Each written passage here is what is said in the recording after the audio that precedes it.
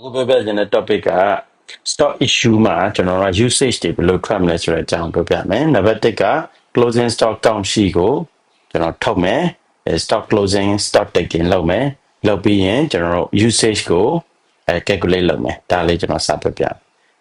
နံပါတ်1ကကျွန်တော်တို့ stock ထဲမှာရှိတဲ့ physical worksheet ထဲမှာရှိတဲ့ကိုလိုချင်တဲ့ period date ကိုရွေးမယ်။ပြီးပြီဆိုရင် location ကို tick လုပ်မယ် apply လုပ်မယ်။ဆိုတော့ထပ်ပြီးပါတဲ့ခြင်းနဲ့ကျွန်တော် topic တွေက description ဆိုရင် stock description တွေကိုလိုက်ပြီးတော့ tick နိုင်မယ် second description လိုချင် second description တွေကို tick နိုင်မယ် okay အဲ့တော့ခုလိုချင်တာက description ပါပြီ stock group ပါပြီ stock location ပါပြီအဲ့ဒီ location တွေနဲ့ description တွေကို excel ပေါ်တင်မယ်ဆိုရင် title ပေါ်မှာ right click create export excel file ကိုရွေးချယ်ပြီးတော့ကျွန်တော်တင်လိုက်ရင်ရပါပြီအဲ့တော့တင်လိုက်ပြီးတဲ့ sheet တွေကို ကောက်လာမယ်ဆိုရင်ဒီပုံစံတိုင်းကျွန်တော်ကောက်လာမယ် closing stock ကောက်လာပြီးတဲ့ချိန်မှာ software ထဲမှာရှိရ balance ရယ် count balance ရယ် usage ရယ်ကျွန်တော်သုံးခုရှိပါမယ်အဲ့တော့ဒီပစ္စည်းတွေကိုကောက်ခဲ့ပြီးပြီဆိုကြပါစို့ SQL balance ကကောက်ခဲ့တာကကျွန်တော်တို့က3ခုကျန်တယ်ဆိုရင်3ခုကျန်တော့သိချင်တယ်ဆို usage စီ balance တွေကနေကျွန်တော်တို့အကောင့်ကိုနှုတ်လိုက်ရင်တစ်ခုသုံးတယ်ဆိုတဲ့အဓိပ္ပာယ်ရပါဒီကောင်လေးကကြတော့ကျွန်တော်တို့က0ကျန်တယ်ဒီကောင်လေးက3ခုကျန်တယ်တဘော3ခုရှိတာ3ခုကျန်တယ်ဆိုတော့မသုံးဘူးဆိုတဲ့အဓိပ္ပာယ်ကြီးရွယ်တယ်ဒါတွေကကျွန်တော်0ကျန်တယ်ဒါတစ်ခုကျန်တယ်ဒါ2ခုကျန်တယ်ဒါက2ခုကျန်တယ်ဒီလိုမျိုး example လေးတွေနဲ့ကျွန်တော် count sheet ထဲမှာရိုက်ထည့်ထားတဲ့ item တွေကို calculate လုပ်ပြရပါမယ်ဒါကတော့ calculation အဆင့်ဆိုတော့နောက်တစ်ဆင့်ကကြတော့ software တွေကို calculate လုပ်ထားတဲ့ကိစ္စတွေဘယ်လိုထည့်မလဲဒါလေးကျွန်တော်သွားမယ်အဲ့တော့နံပါတ်1က stock sheet တွေကိုတွားထည့်တဲ့နီလန်က1 by 1ထည့်တဲ့နီရှိတယ် multiple ထည့်တဲ့နီရှိတယ်ကို software ထဲမှာထည့်ဖို့အတွက် stock ထဲမှာရှိတဲ့ stock issue အသုံးပြုမဲ့ usage ကိုထည့်ရမယ် new ဒီထဲမှာ item code ရွေးချယ်မယ်ဆိုတော့ကိုကောက်လာတဲ့ item ပြန်ကြည့်လိုက်မယ်ဆိုရင် SPV SPV1001 ပြီး location ရွေးချယ်မယ်ဘယ် location တွေကတုံးတာလဲပေါ့main store တွေကတုံးတယ်ဆို main store ဒါမှမဟုတ်သက်ဆိုင်ရာ kitchen တွေကတုံးမယ်ဆိုသက်ဆိုင်ရာ kitchen ကိုရွေးချယ်ရမယ် okay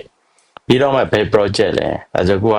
JV project ဆိုရင် JV project ကိုရွေးချယ်မယ်ကိုက JV kitchen PK တွေကနေတုံးပါတယ်ပြီးရင် usage quantity ကိုကျွန်တော်ရိုက်ထည့်မယ်ဒါ normal အပြင်တုံးတဲ့ process အခုက Excel ကနေပြီးတော့ multiple item တွေကို copy and paste လုပ်လို့ရလားဆိုရင်ရပါတယ်ဒီပုံစံလိုလုပ်မလဲဆိုရင်ဒီထဲက column တွေအတိုင်းကိုချွတ်ချွတ်တူရမယ်ဆိုတော့ဒီနေရာမှာထည့်ကြရမလို့လား unit cost ထည့်ကြရမလို့ဘူး item description လည်းထည့်ကြရမလို့ဘူး item code ထည့်ရမယ် location code project code နဲ့ quantity 4 column ပဲထည့်ဖို့လိုပါတယ်ဒါဆိုဒီ4 column ထဲဖြစ်ဖို့အတွက် column တွေကို customize လုပ်မယ်ဆိုတော့ရှေ့မှာရှိရ dot description မလို့ဘူး URL မလို့ဘူးတကယ်တမ်းထည့်ရမယ်4 column unit cost မလို့ unit cost ကိုလည်းဖြုတ်မယ်ဆိုတော့ဒီ4 column ကိုပဲကျွန်တော်ထည့်ဖို့လိုတယ်အခုက BK kitchen နဲ့က closing ကိုထည့်မှာဖြစ်တဲ့အတွက်ကြောင့်သူ့ရဲ့ code ကို copy ယူမယ် Excel file နဲ့မှာကျွန်တော် paste လုပ်မယ် double click နဲ့ switch ချမယ်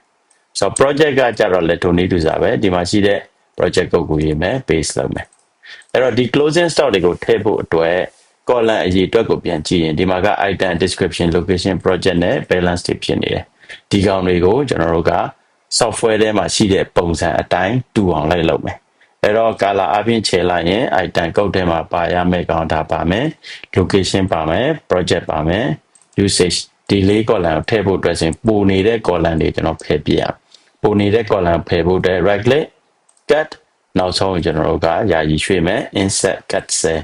ဒီလိုပဲဒီနှစ်ခုလည်းဖယ်ပြမယ်ဆိုရင်ဒီ usage ကို right click cut ဒီရှေ့ထဲမှာလာပြီးတော့ select ချပြီး right click